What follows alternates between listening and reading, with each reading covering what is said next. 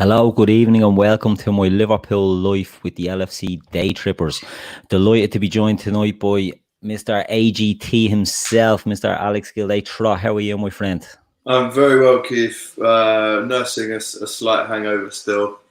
That's allowed. Yeah, of course it is. But I've just played out a kickabout now myself, actually, so I feel a bit better about myself. But no, honestly, what a whirlwind week. I mean, we're going to get into it all. But yeah, I'm well, mate. It's good to be on. Pleasure as always. Great to have you. Great to have you. And it is the week that's in it. It's nice, and I know you've done a lot of stuff around it yourself, which we'll come on to. But it's just good vibes, isn't it? And then news today about Henderson winning the award and things like that. It's just there's a lot of positivity around the club at the moment. How long it lasts, we don't know, but sure, we'll wait and see. Yeah, this is it. You know, it's all very well and good being the best team in the world right now, and the Premier League champions, world champions, European champions, but we've obviously got to keep it there, and that's the hardest thing to do. That's what you know, Fergie will tell you is the hardest thing to. It's easier to get to the top, but it's harder to get to the top and stay there, and that's what I think we can do. I think that, you know, our squad allows us to do that for at least another 2 or 3 years, hopefully. Fingers crossed, anyway. Good stuff, good stuff. Avo's in there just saying good evening to myself and Alex. Avo, Good evening, great to Avo. have you as usual. Early board catches the worm and all that. And we get a few more comments, I'm sure, in as the night goes on. But yeah, it's good vibes. As you said, they have to stay that way. You know, it's no good. In some ways, right, my take on the whole winning the league thing is it gets a monkey off your back and you can start from fresh. But you don't want this to be a once-off. You don't want it to be a flash in the pan. And there's no guarantee that it'll continue. I mean, the building blocks are there, but you just have to keep going. But you have to have faith in Klopp, don't you? You know, another 4 years of Klopp at the helm. You can't see this being a one-off, really, can you?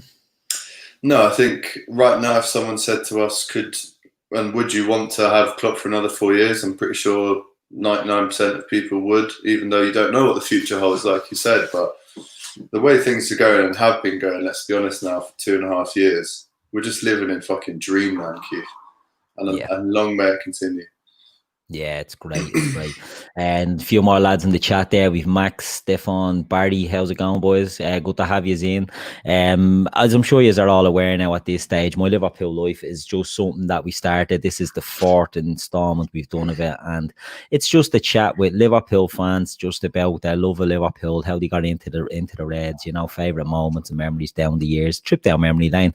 And if you're in the chat as well tonight, you know, this might jog back memories, or we might be talking about an era or a player that you like. Throw in the comments and we'll try and get them and steer the conversations that way if you want. You know, if there's anything that we can talk about, let us know, you know. And we're going to start off now, Alex. So you're fairly young. 26. 26, I know. You're the same age as my sister. So you're 94 you're born. So when's your earliest memory of Liverpool? Wow. I mean, to take it further back than that, everyone on my mum's side, the Gildeas, are from Liverpool and Ireland. Good eggs. Yeah, but settled down in Liverpool. My mum and her mum grew up in Fazakerley, or just off the Scotty Road in Gerrard's Crescent back in the day.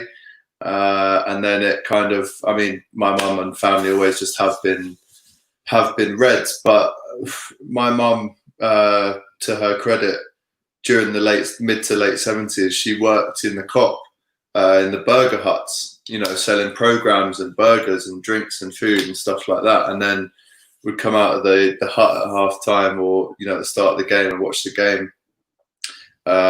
So it's beautiful to even know that my mum had been at some real classic games at Anfield and seen potentially our best ever period from kind of 76 to 78, 79.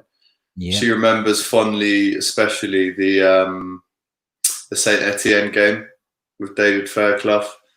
And then she moved down to London, and I was born here. But now obviously I'm in Liverpool all the time. But my earliest, did you say the earliest Liverpool memory?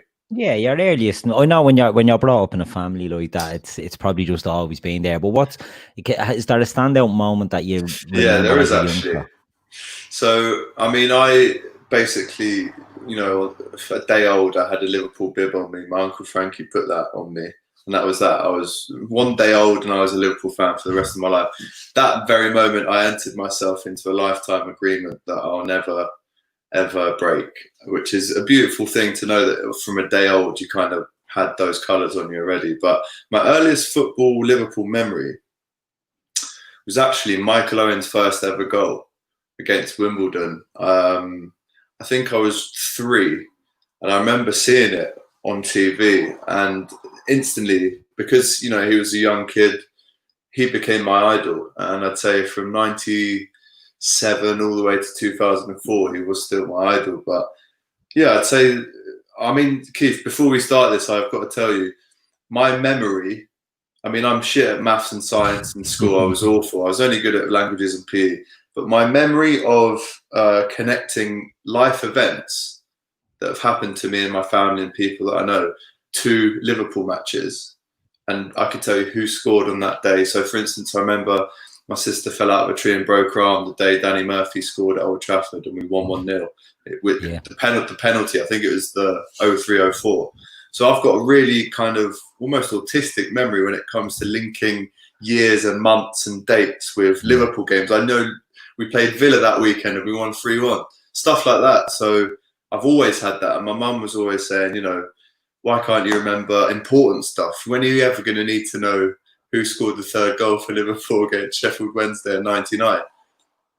But look at me now, Keith. I'm on the LFC Daytrippers, and it's all paying off now, isn't it? So who's laughing? No, joking. Love you, man. So yeah, I'd say anyone that's seen you on the shows. I mean, we done the quiz. You've done the quiz for us before, and you do have one of those memories, you know. So anyone that's seen that will be aware that you've got a fondness for remembering obscure squad numbers and the like. Yeah, real weird stuff, man. Like just stuff that no one else would know, and it is pointless, really. But I suppose when you work.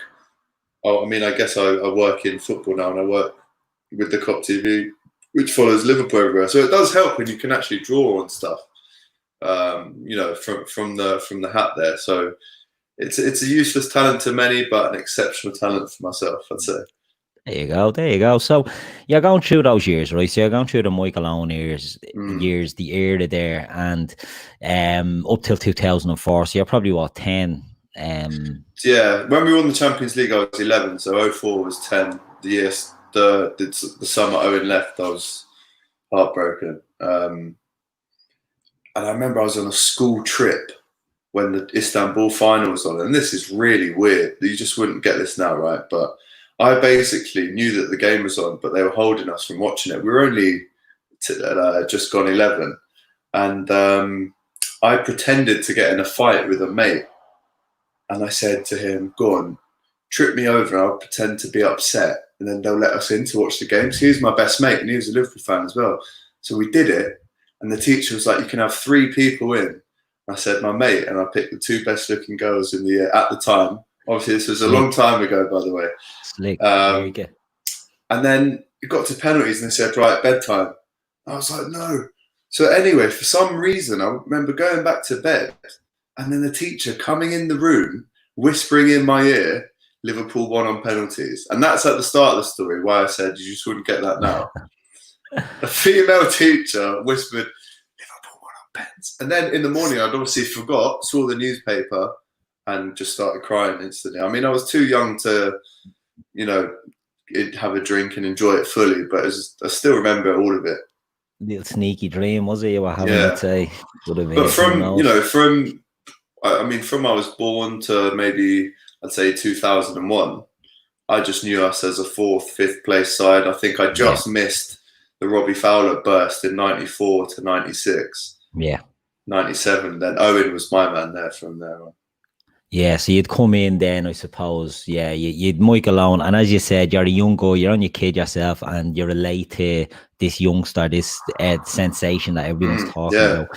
And it was a very exciting breakthrough. But you touched on one there, you know, the Robbie Fowler here. The Robbie Fowler comes, and Robbie Fowler's a proper scally, and he's loved for it. You know, he's got that little bit about him. Michael Owen, I've said this on shows before, I just never could warm to Michael Owen. Obviously, I'm a lot older than you. And I loved Fowler and just couldn't really take that on. He was too goody for my liking. But as a striker, sensational. You know, he scored a lot of goals, and you know, he was an idol to a lot of younger people, a lot of younger fans. So you're falling smack bang. Just before we go on, a lot of lads are throwing in memories into the chat, which, listen, what we love that, get them in there. But you know, we've got Stefan there going back talking about 78.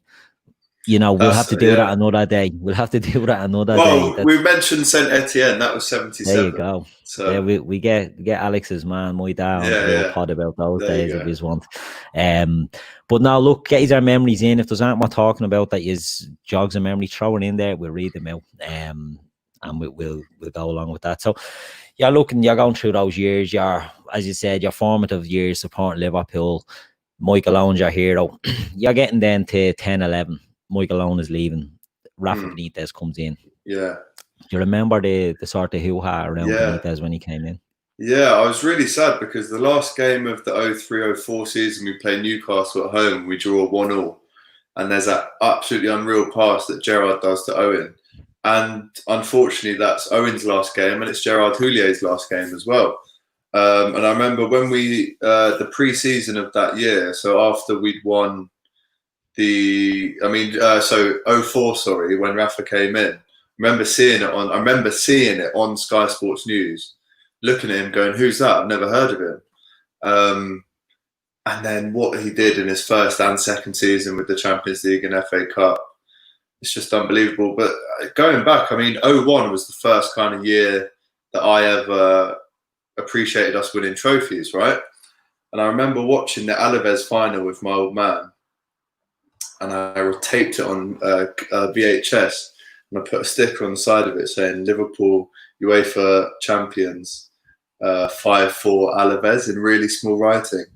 And then my sister taped over it for I think it was the Lizzie McGuire movie. And I was Unlucky. Like, and I had that for years. It'd been in the cupboard for 5 years, and then she taped over it. And I could not believe it. The Lizzie McGuire movie, I was gutted. But I remember Gerrard scoring in that final. I remember Gary Mack's free kick where the own goal goes in. And I just physically remember sitting in the living room watching it with my dad, and then, you know, seeing the lads lift the silverware. That was, for me, it was like, seeing my team be great now, and now it's just time to progress. And then, as you know, through the 2000s, very up and down. But good memories, mostly. I mean, listen, if I was a United fan growing up, you know, in the 90s and 2000s, you know, we'd be laughing, really. But it has all been worth it now with the other night. You have to go through the show, don't you, to enjoy the good times. You know how it goes. Exactly. A few of the lads throwing comments in there. Junkie Funky Smith, Owen was more interested in England. I always got that impression off him as well. And I agree in the end. Yeah, it's mad, isn't it? He was very much focused on himself, wasn't he? You know, the Michael Owen, the brand, rather than the Liverpool player, which, look, a lot of players do. Other players have done that, which is fair enough. Stefan Sinos said he's seen us win a few titles, but this one is the best ever. Fair play. It's someone that's going back a few years, and they're saying that. I love to hear that sort of carry on. Avo with he remembers his dad knocking his man out at the top of the stairs when they beat Newcastle. I'm into these sort of things, you know. We could do a film about. We might do a pod special about that whenever we'll get the details off you. But yeah, some of the memories that the guys have, you know, 84, we're going 70s, you know, it's great. And to have these memories for everyone, it's of an era of winning is brilliant. And you're now coming in a totally different era, so you're sort of jumping in here at the not the best era to jump not into. The best era. You're jumping into Gerard Houllier, really, is when you're supposed you're sort of getting really into it. You're in the Houllier era, the end of the Evans era, the Houllier era. The football wasn't great. You know, we won a few trophies, which was brilliant, but the football was a bit turgid, I thought. But we didn't have many... you're a younger kid, and you're probably enjoying it more. As you say, you've got an idol there in Michael Owen. you've got Stevie G coming in, and you know, another young player. So there was idols for the young kids, but I remember thinking they were a bit blatant. I don't know. There was so much potential in the team, and you look at players like David Thompson. Like, he should have gone on really coming from the academy and breaking through the same time as Matteo, Gerrard, Owen. You look at someone like him and think he should have played for us for years. Yeah, like he was a good player. The knee injury ruined him. I think he ends up at Coventry or somewhere, or Wigan, or Coventry and Blackburn or something, was it? And Blackburn, that was it. He scored a great goal against us for Coventry. I remember. He was a good player. I remember hearing a pod by him. I think he regrets sort of that didn't work out better for him. As I say, a lot of people do, especially if they're local lads. They'll have regrets, you know. But there was a lot of players were coming through, I suppose, in that era.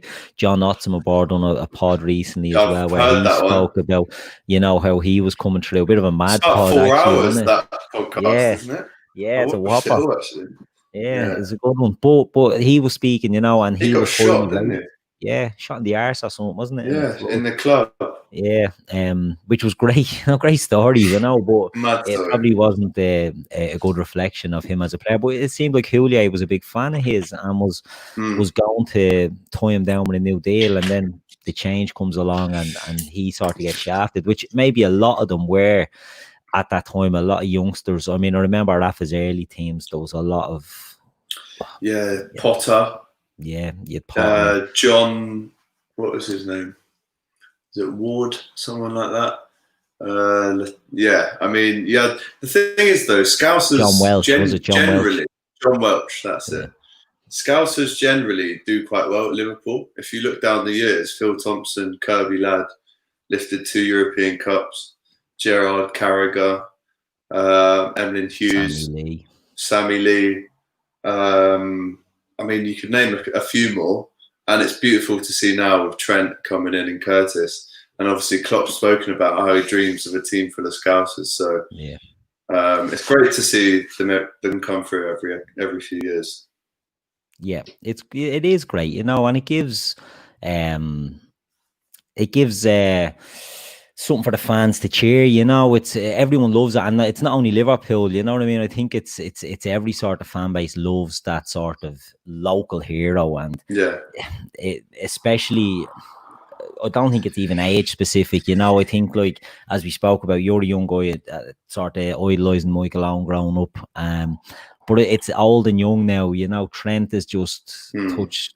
I think he's a generational player. I don't like to throw it out too much, but he really is. And I think everyone can get excited about that. Curtis is another Scouse lad, and my worry with him was that he's probably just being hyped because he's young and Scouse, but he looks like he's grown. He has an arrogance and a cockiness. I think really does. That looks to me like he could make it as well. So it's really exciting to see them coming in there and making that difference. Exciting times. But we're going to go back to the Rafa Benitez era now. So Rafa comes in, and you know, he makes a lot of changes. What do you remember then? So you're only 9 or 10. Or 10, what are you, 11? Maybe when Istanbul happens. Yeah, I remember us selling Owen and getting Cisse. I remember we get Luis Garcia, Xabi Alonso in that kind of very, very transitional summer of 2004. And then, the Istanbul, like I said, I remember watching the FA Cup very clearly just down the road at the local. And I remember watching the Champions League final in 07. You kind of take it for granted, really, when you're reeling off the years that we've been in finals and been so close. Then Torres joins in 07. In 06, Dirk Kuyt joins. I get a Dirk Kuyt 18 home shirt. I love Dirk Kuyt. And then Torres comes, and he's the new darling of the Kop, and we undergo kind of a whole different era. I'd say in the summer of 07, when we get Babel, Benayoun, Torres, Arbeloa, I think, had been there a year.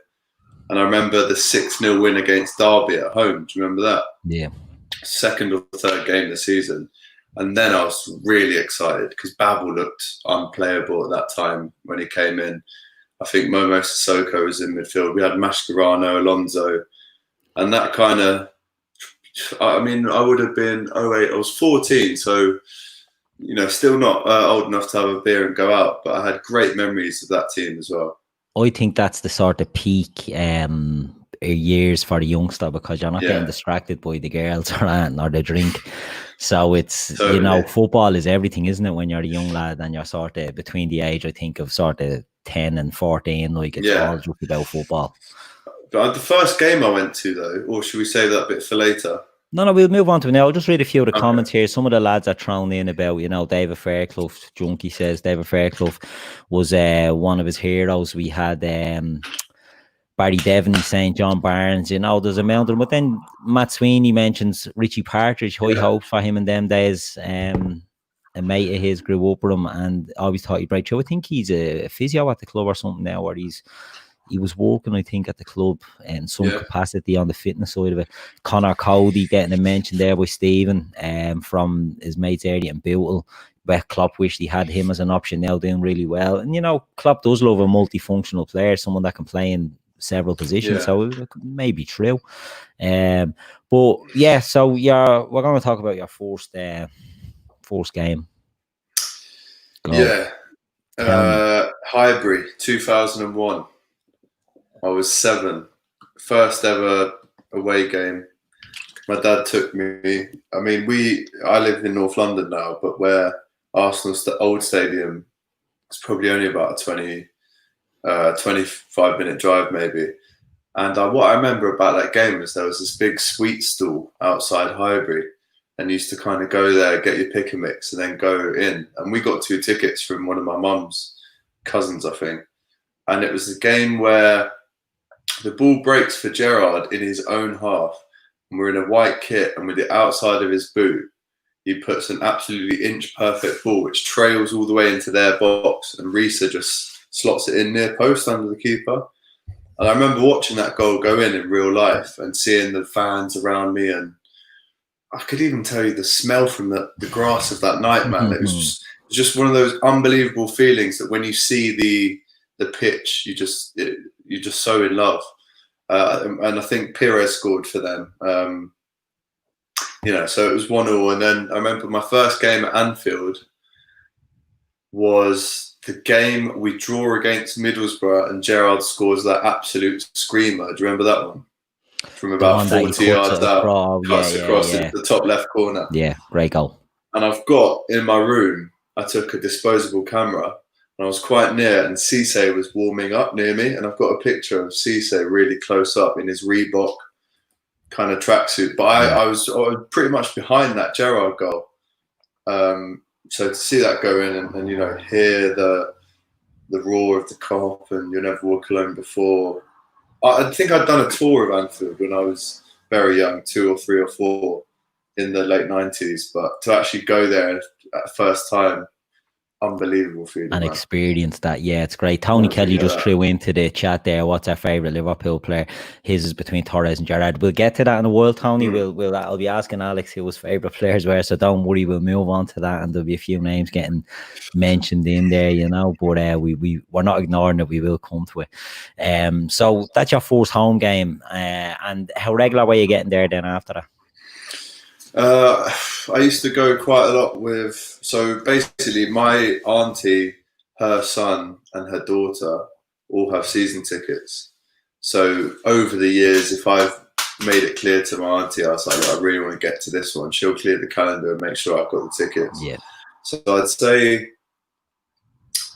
I'd started going to more games in 2008 when I was about 14 with my cousin. I specifically remember this one where we just beat Real Madrid 4-0 in the Champions League, and he goes, 2 tickets to Middlesbrough there, do you fancy it? And I'm thinking, well, we just beat Real Madrid 4-0. I think we'll beat Middlesbrough, so I'll go to that one. Bearing in mind, 14 years old, get the train from London all the way up to Middlesbrough. I think Xabi Alonso scores an own goal and Mido scores. We lose 2-0, the season's over. And then someone kills himself on the way back to London. So we had to stay in Middlesbrough. We missed the last train after a 2-0 loss. And then I think it was about 3 weeks later, we played Fulham away. Do you remember that one? And Yossi Benayoun last minute. Oh, yeah. And I was at that with my cousin. And he always says, whenever I see him, I've seen him get married and all this stuff, he goes, I've never seen anyone's face like yours when Ben Ayoun scored and I turned to him, you know? So I started going to a few Champions League games and kind of London-based games, but Liverpool too. I remember being at the 08-09. Do you remember when Torres scores that volley over his shoulder? We win 4-0. Yeah. Aga scores as well. And again, we thought we were going to win it. And then 09-010, a few games. 11-12, I think I went to the League Cup final. 13-14, went to a few games.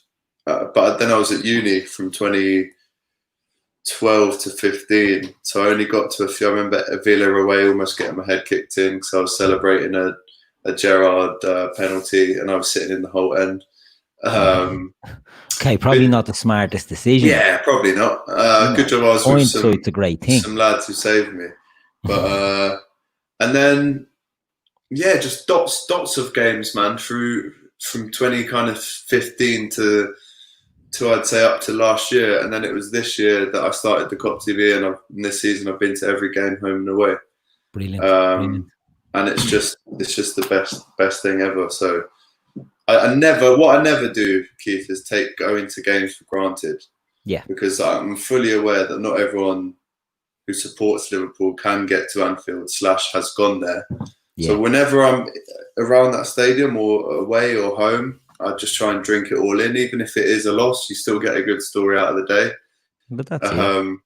And you just got to drink it all in and never take for granted going to a Liverpool match. That's what I'd say to people. Yeah, it's great, you know, and it's true. A lot of people, you know, I know any Irish fans are quite regular over there, you know, but you can't get to all the games, and a lot of the local fans can't afford to get to a lot of the games. So it really is, you know, you have to treasure there, even if you go.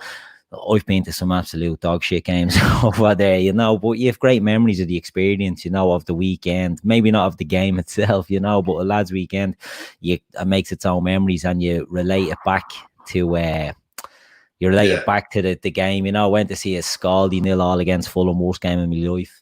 I don't know what year it was. It was a Julia year, and anyway, it was absolute dirt. But we were only a group of young fellas on a bender that weekend, so we always thought, remember that Fulham weekend? Yeah, exactly. The game was shy, but the weekend was great. Exactly. So you have to make your memories, don't you, of all these things? And it's just you know, as you said, you don't take it for granted. You don't want to take it for granted, and you don't want to be too you know, you're in a very lucky position that you get into a lot of them home and away games, and I know you don't take that for granted. So it's brilliant that you get that, or it's unlucky that the season got lollipopped when it did. But you know, we won't blame you on that. It's not it's not my fault, guys. Let's make a disclaimer. No, but I think the one thing I've always loved as well, Keith, is being on the trains to the game, being in the right cabs to the game, in the right pubs. You just feel like when you're, for example, right?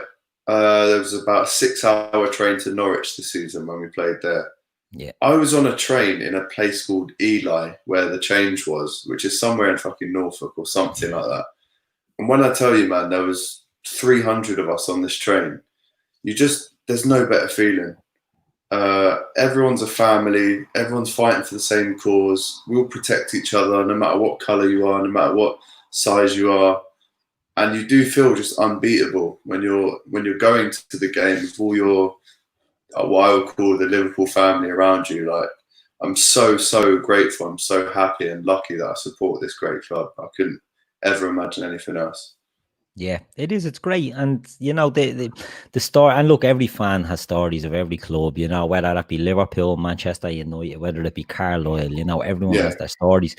But the fact that you can, I don't want to get too sappy and soppy about it, but, you know, there's an emotional attachment to your club, and Liverpool are right up there when it comes to emotional roller coasters, you know what I mean? And we name a more emotional club than us. Like what haven't we been through? If you look back at the history, we've had highs, horrible lows of tragedies and nearlies, and listen, there's no other club out there that does football like us, for the good and bad, you know.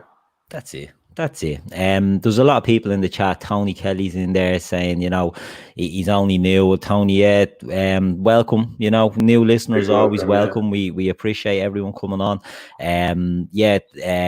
He's asking if I'm from Ireland. I am. Yeah, I'm from Dublin. But just in case, Tony, you're probably not familiar. The Daytrippers are sort of Irish based. A lot of Dublin lads do the pods, but we've guests like Alex is coming on. A few other lads from the UK come on and do shows with us as well. So it's not all just Dublin fellas talking pony about Liverpool. So welcome. Everyone's welcome on the show, whether they're fans or whether they're not. We don't. I know people are listening and think we're absolute muck. So be it, you know what I mean? That's their right, everyone's entitled to their opinion, so we won't be forcing it and saying you must enjoy us, you must do what we say. Not at all. Welcome aboard, and anyway, I hope you enjoy the show and stick with us. So you're getting to a lot of games. You're sort of still on your kid, right? So we're going through the Benitez era. You've gone through the 2010 now. 2010. So we're at a dark time now, right? 2010. Oh, no. The end of the Rafa era. Do you remember were you at many games around then when before Rafa left that season, the 10? So do you remember? So we beat Fulham 1-0 away in 08-09. I go to the same away game in 09-10. We lose 3-1. Degen gets sent off. Carragher gets sent off. And I remember leaving the ground, and this will always stick with me. And I think this was the game where you knew he was on his way out. But I remember coming out, and I just didn't want anyone talking bad about Rafa Benitez because of what he'd done for Liverpool at the time. I remember coming out, and the scouser went, "That's it, that fat Spanish way, dude. He's got a fucking goal now." And when you hear stuff like that, and when you're impressionable and you're going in a game, you hear stuff from the real scousers on the terraces, and that's what they're saying. And it kind of indoctrinates you because, like I said, you're young and impressionable. So now I'm thinking, well, if this guy's in his 50s, if he's saying Rafa's got to go, he's probably got to go. And that was, I think, February or something like that. And then I remember Hodgson coming in. And the summer of 2010, we get Joe Cole, remember? I think I'm in... A picture that haunts a million dreams, that played in Joe Cole unveiling. With Hodgson in the Alps or somewhere, wasn't it? No, there was the one in Anfield. Remember Joe Cole, Hodgson, Danny Wilson, Jovanovic. Fucking yeah, Jesus. So I remember that summer, Torres was basically like saying, "Listen, I'm off here unless you do something." Remember, I think we play West Brom first game of the season. Torres scores, and then we're playing shit. And the nail in the coffin, the match that I'll never forget. I remember in the summer of 2010, I went to Turkey with my family, and I met this fella called Laith, and now he's gone on. He's now the social media manager of Celtic. But at the time, Celtic and Liverpool was our two teams, and we just clicked on holiday. He loved Liverpool, I love Celtic. But obviously he was Celtic, I was Liverpool. Yeah. And Newcastle was not a million miles away from where he lived in Glasgow. So I managed to get him a ticket for Newcastle away. And you'll remember this, kid. It was this game. Yeah. Jesus. Yeah. So Carroll scores 2, I think. Carroll was brilliant. Yeah, we lose 3-1. And I remember someone saying, Turkey next gone, as if to say, that's him finished now. I mean, when you're doing that on the side, it's like the McLaren with the Wally with the brolly, like that's you're finished. Yeah. And then so that was December, and then in January is my birthday. So Liverpool played Everton on my birthday weekend. This was 11 now. And that was Kenny's first game as manager. And I remember being at that game. I remember looking at Torres thinking his head's gone. He's not going to be here much longer. This is January 2011, and I was proved right. The next game, Torres leaves. I think Moreles leaves. And we just kind of descend into this period of uncertainty. We're blooding in a lot of youngsters. I remember Flanagan coming in against City and doing really well. Carroll finally scored, and then it's just a banter era. Yeah, you'll remember the FA Cup that year. I think or was it the league where Reina gets sent off and Donny gets sent off? Yeah. And then Jones goes in. Yeah. You know, it's... Fuck me. You summed that up perfectly there, Alex. The banter there, it really was. It really was. It was so poor. Attitudes were wrong all over the place, wasn't it? And it was so sad for me personally. I know Stefan there is throwing out threats and all for anyone that this is Rafa, and I like that sort of carry on because he was an idol to loads of us. He just got us. But to go then from that to as you say, the bleeding, rubbing the face and all this shit of Hodgson, a man who didn't know. And then we get Kenny. We get into Kenny, right? And Kenny comes in and he's only on a short caretaker job. Yeah. And he just picked the place up, and it was the right thing at the right time. For you, you're a young guy, you probably don't... Maybe you do get... You're about, what, 14 at this stage? 13, 14? Wait, so this is when? This is 2010? Yeah, 2011. I was 16, 17 then. So you're well into the game then at this stage. So you probably understand the importance of Kenny. But, you know, the lift that he gave the club was massive. You know, he gave honestly, the whole place. I didn't understand how much it meant. I mean, listen, I'd grown up watching... I mean, the first video I ever watched was the 87-88 season review, and I was born in 94. Yeah. Which just makes no sense. So I've watched Kenny and John Barnes play, and I knew how great they were. But then when I actually got to Anfield for that derby where Kenny comes back and we play Everton at home, it was then I understood this guy is the king. Yeah. He's the king. And I don't know about you, but that period from kind of when he comes in January 11 to the summer of 2011, I thought we played really well.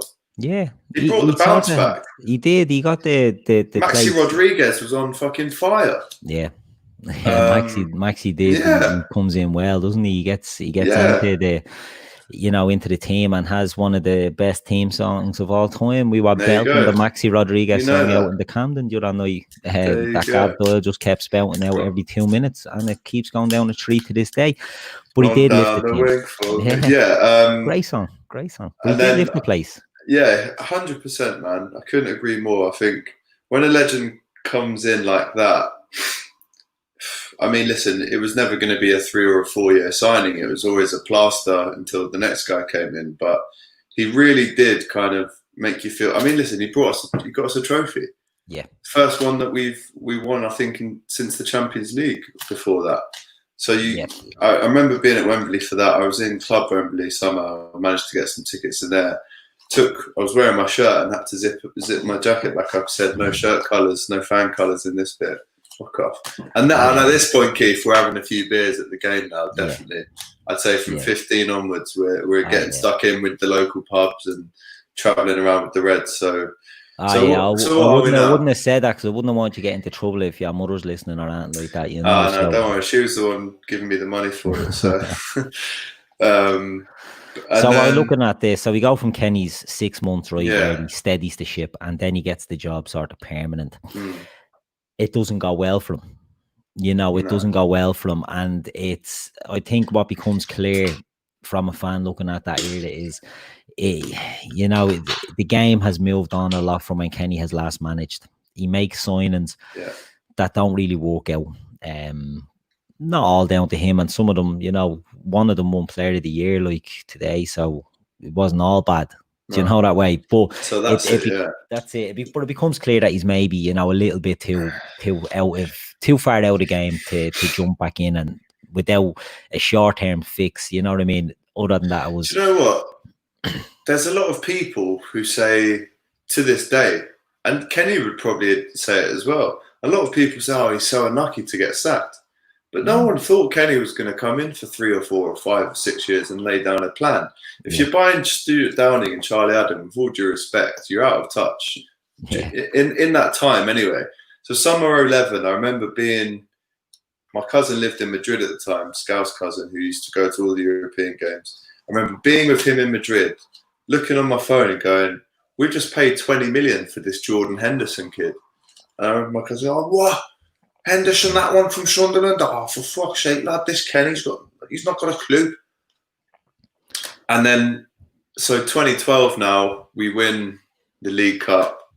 and I go to uni in 2012. So I'm watching now from afar, on and off, because I went to uni in Nottingham. And the first game I remember being at uni for, do you remember the game we lose actually 2-1 at home to United?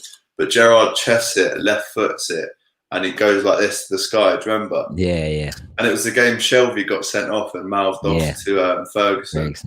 Great. Yeah.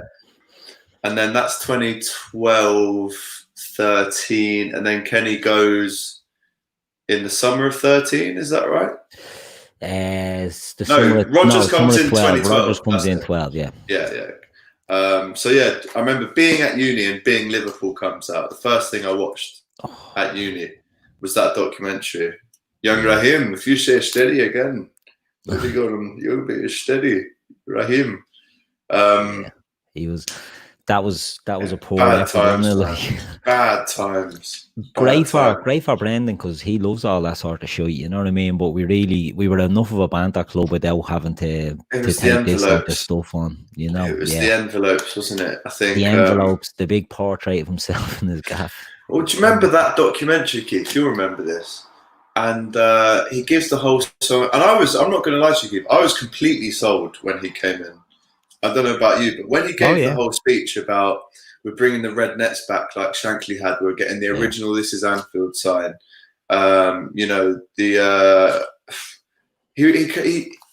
He said to us, the song and dance that beats in his heart is Liverpool Football Club, and I'll do everything in my power to get us back to where he was. And I was sold. Brendan's the man. Now summer 13 comes around and things start. Suarez is on fire from the end of 2012 to 13, continues it in 13-14, and that's kind of when, for the first time in 2000 since 2009, you start getting the feeling again that hang on, this could be our year. And some of the games from that 13-14 season, the memories I've got. I mean, I tell you this, Keith, I had a tattoo booked in to get a liver bird. Only on my ankle, because I just didn't want my mum ever knowing. Yes, Barry, this is the top that Carragher wore, the tabletop one from Transalpina. But that night,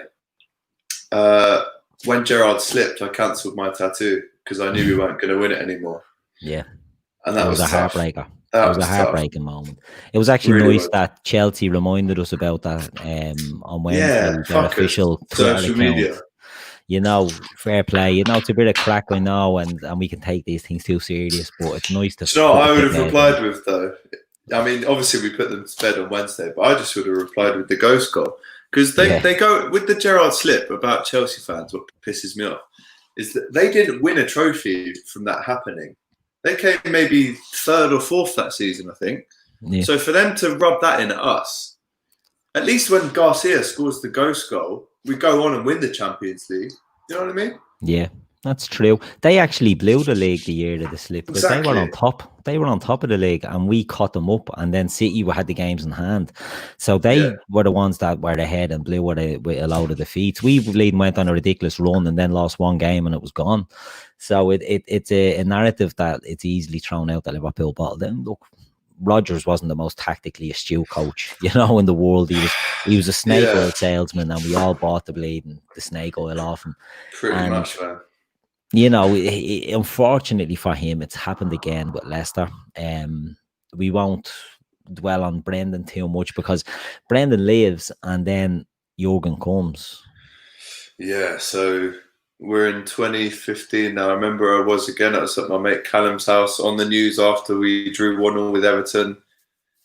And obviously the famous Henry puts his hand on Carragher's knee, doesn't he, when the news is announced? Yeah. And I'd heard of Klopp beforehand. I'd definitely heard of him. And when he came, I think it was after his first, doubters into believers line, I was sold after that. You're easily honestly sold. That's what we're taking from this. I am one gullible motherfucker. Roy Hodgson and all had you a hello, didn't you? No. Hang on. If there's one guy I wasn't sold on, I have in my heart, I have love for every single manager during my lifetime that's managed Liverpool. Apart from him, it sounds bad, but it's true. He done nothing to help himself, that fella. He literally came out and said, Liverpool Football Club are not too big for a relegation fight. Yeah, nice. And that was, yeah, cheers, mate. I think that was maybe through my lifetime, this is 2010, probably the second banter stage. And as Chris Brack says there, 14, 15 pre-Klopp was also a banter era with Barini and Balotelli and Lambert up top. Yeah. But when Klopp comes, I think very soon into his tenure, we beat Chelsea 3-1 away. And when I see that, because we didn't win at Chelsea, I think we win and break their record in 08-09 when Alonso scores that deflected goal. Yeah. But apart from that, until 2015, I don't remember us winning there. No. And we won convincingly. Yeah. It wasn't a happy hunting ground. It wasn't. Coutinho got 2, Benteke. I was at a festival that day, so I was off my box. But I remember saying to my mate at the time, we've got a special manager here now. Really special. And boy was I right. I mean, every day that he's at the club, I just, like I was saying earlier, you can't take anything for granted. But he is just an idol now, forever. He is. I mean, in our WhatsApp group with the Daytrippers, there's a lot of discussions that sort of goes on. I'm not going to disclose anything, don't worry. Yeah. But one of the questions that gets asked is, where does he rate? You know, where does he rate in the legends category? You know, and it's, look, everyone's asking this. It's everywhere.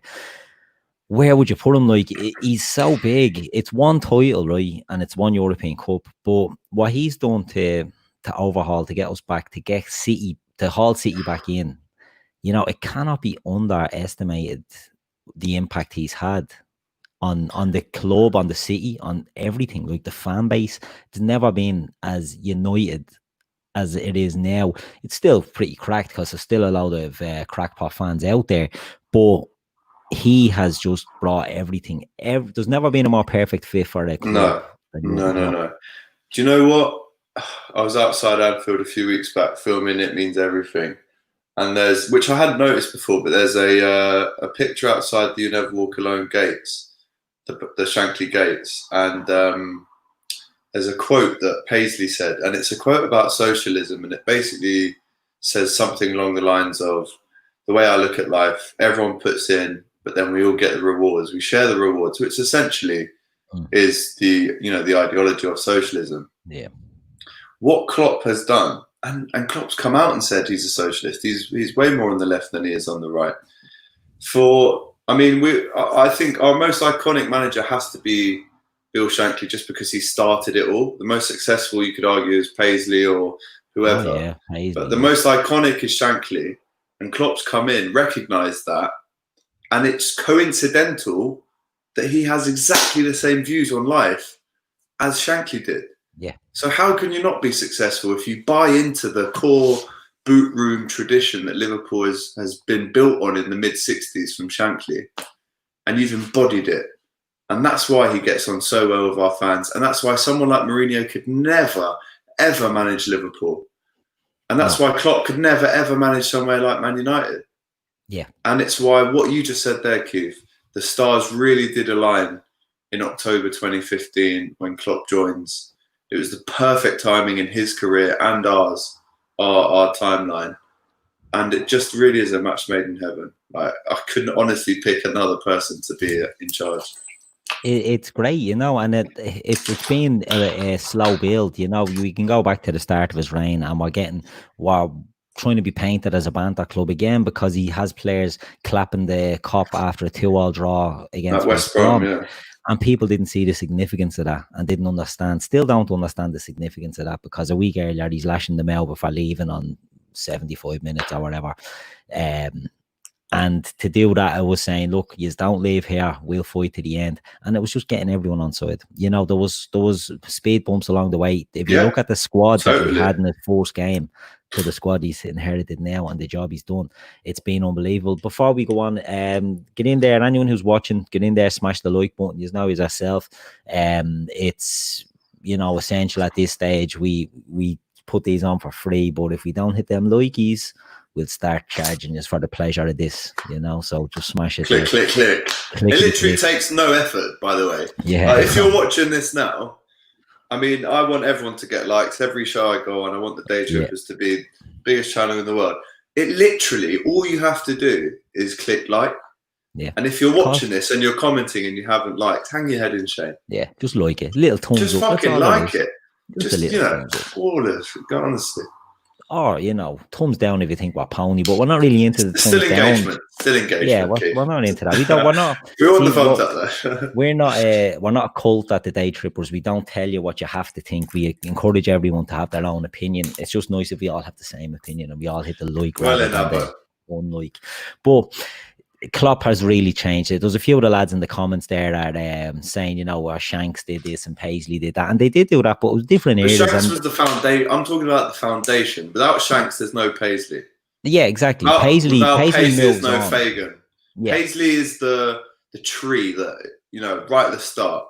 Yeah, but the thing that I'll always say for Klopp, the advantage I'll give Klopp, I'm not saying he is the best thing that ever happened to us, because I think longevity can be overplayed a bit, because in the modern game, longevity isn't this really a thing, and we're going to be very lucky that we will have had Klopp for as many years as we're going to have him. But to get us from where we were to where we are to go up against a country, an oil country, and to get to the pinnacle, that's a lot to be said for that. Well, I know Shanks built it. Shanks got us up there. He made us into a joint as well. But what Klopp has done has been absolutely immense. You know what I mean? So I respect everyone's opinions, whether it's Klopp is like, whether it's Shanks is like, whether it's, we won't say Hodgson. No, let's just not even fucking mention that, mate. But I think what we need to remember is, in the early Shankly days, and I've seen videos and pictures, Paisley's by his side. Yeah. Ronnie Moran's playing. And then look how long he lasts in the boot room. Fagan comes in just to replace Paisley. But Fagan had been part of the furniture for years before. Even Roy Evans. Roy Evans was in the boot room as well. Roy Evans, and then Ronnie he gets Moran, the manager's job. And then Kenny. It was all about consistency, wasn't it? It was all about build from within. And that's what Shankly done. Shankly built it all, and he got everyone singing off the same hymn sheet, and it doesn't get enough credit now.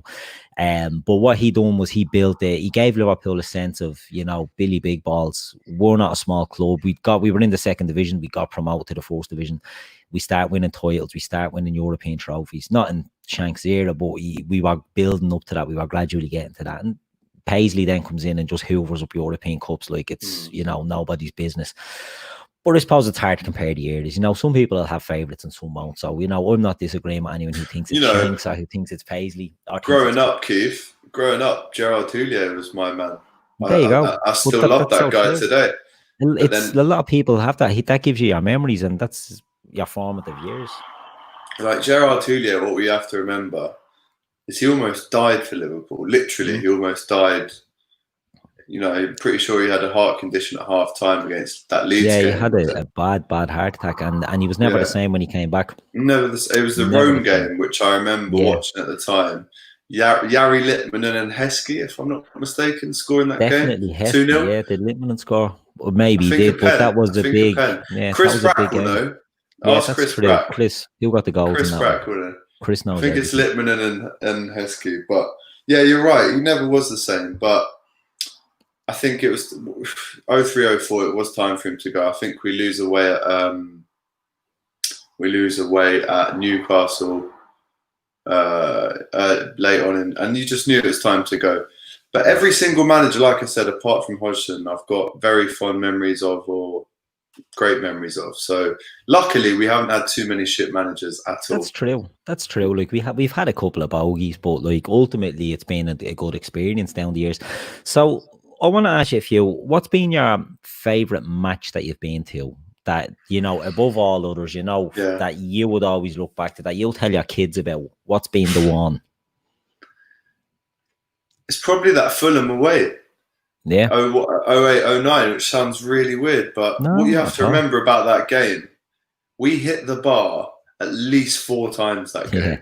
Gerrard, Torres, every fucker hit the bar. That was a great team. That was a great team. And literally, it's the last 30 seconds of that game.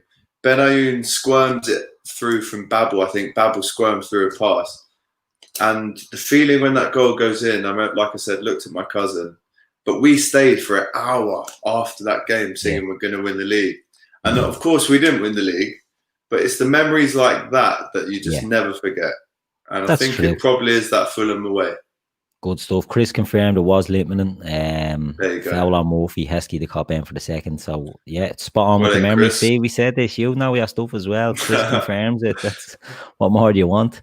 But it's these are the things, as you said. It doesn't have to be the most glamorous match. You know, it's the one that you'll always remember, and that's the one. Fulham, like you said, a great Liverpool team that was. Your favourite player for Liverpool that you've seen? Steven Gerrard. You've seen Steven Gerrard. Steven Gerrard is my favourite all-time Liverpool player, but the best player I've ever seen play for Liverpool is Luis Suarez. Yeah. I mean, mate, I've got goosebumps right now. Yeah. Luis Suarez was amazing. There's a few tiers, right? So Xabi Alonso and Firmino are in the same tier for me. Yeah. Yeah, two of my favourites. Do you know what I mean? Two of my favourites, but not quite there. I'd say Coutinho, Owen, Fowler, Gerrard, Owen, Torres, and Salah and Mane. Those 8 players and Virgil and Alisson. Those 8 players. And Robbo and Trent. Fuck me. All right, let's just say it's 10 players. 24 of them. Yeah.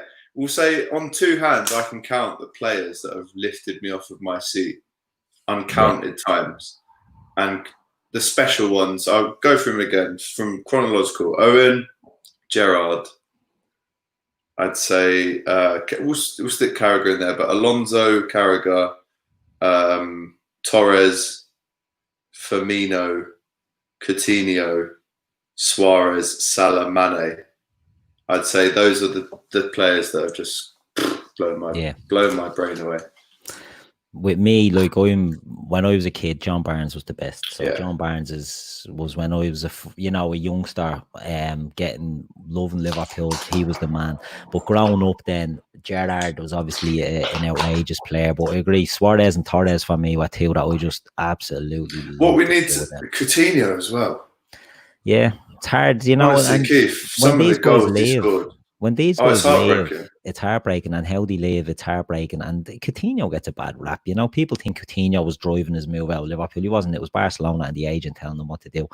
You know, it's messy, but that's the Barcelona way of getting players out of clubs. He done it with Suarez. He done it with Coutinho. It's just what they do. Done it with Mascherano as well. But you know, it's hard to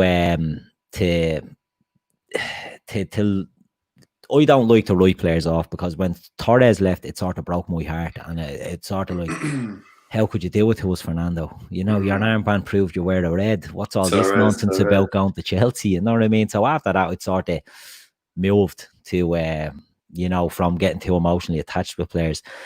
But when a few go to see Stefan there in the chat saying about Barnes, like Barnes was outrageous. For people that didn't see Barnes live, Barnes was everything. He was strong, he was quick, he was skillful, he was outrageous. He was years ahead of his time, and the injuries were just unlucky for him and sort of killed him. Have you a favourite memory? So it doesn't have to be a match you were at. What's your favourite Liverpool memory?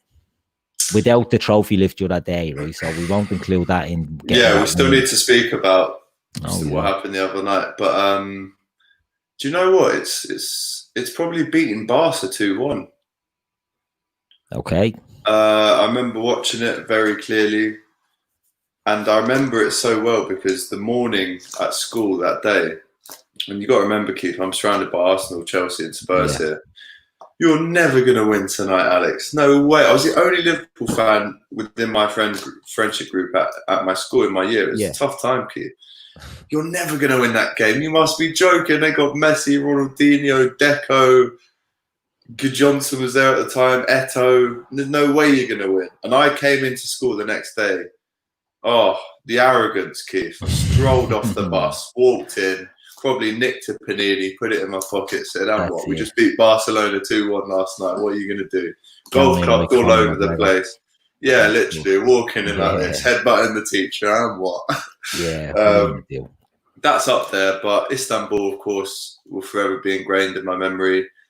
The 08-09 United away, Great the Real Madrid, Yossi Benayoun, Dirk Kuyt, the penalty shootout at home at Anfield to beat Chelsea in 06-07. The League Cup in 2012 was good. The whole season 13-14. There's so many memories. Yeah. One of the most painful memory, though, what I can say, the Owen final in 01. Yeah, great game. I was at Thierry Henry's agent's house for that game. Watched it with his daughter, who's an Arsenal fan. She was wearing a Liverpool shirt by the end of it. Most painful ever memory has to be the 2018 final, without doubt. I cried a lot after that in the cab.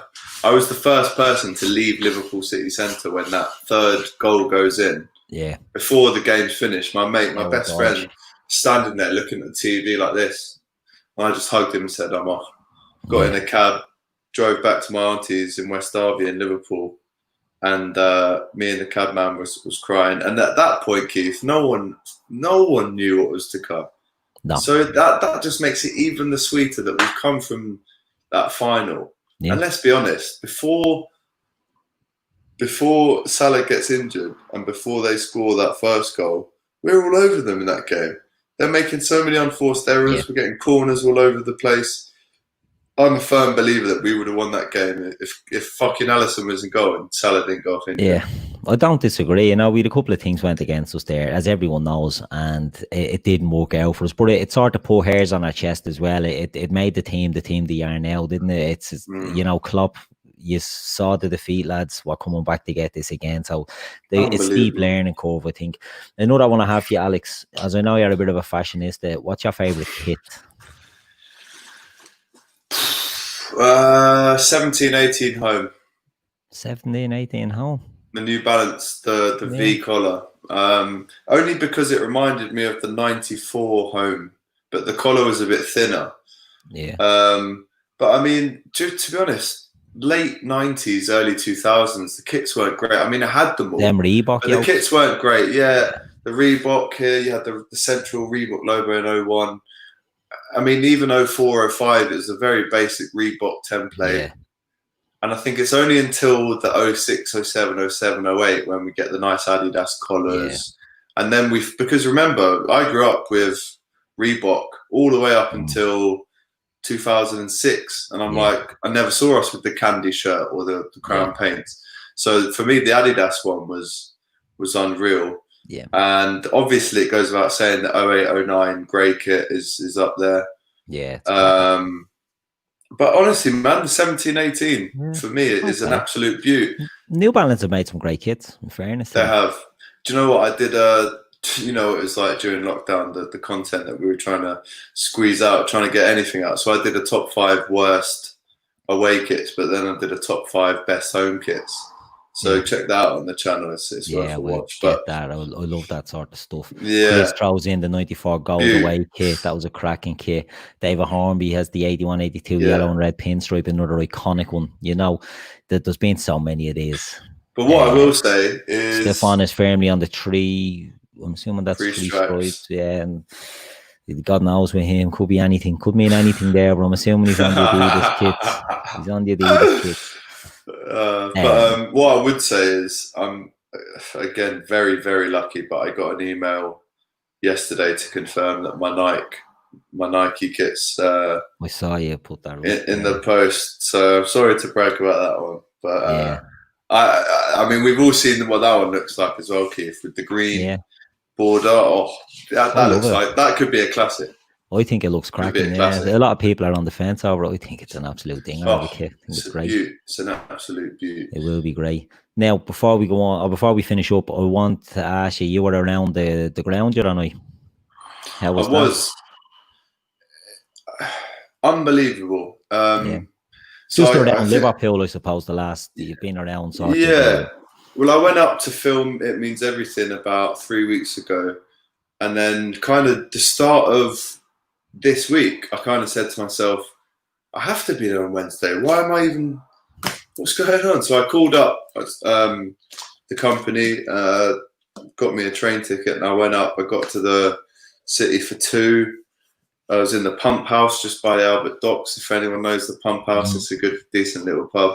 Had a few pints there. Went to meet the cameraman, and we headed to King Harry's pub just off the Anfield Road. Watched the game in there, and then 87 minutes, I think, a lad lets a flare off, so the smoke alarm goes off in the pub. So we left there, me and my cousin and a few of his mates. We had a table.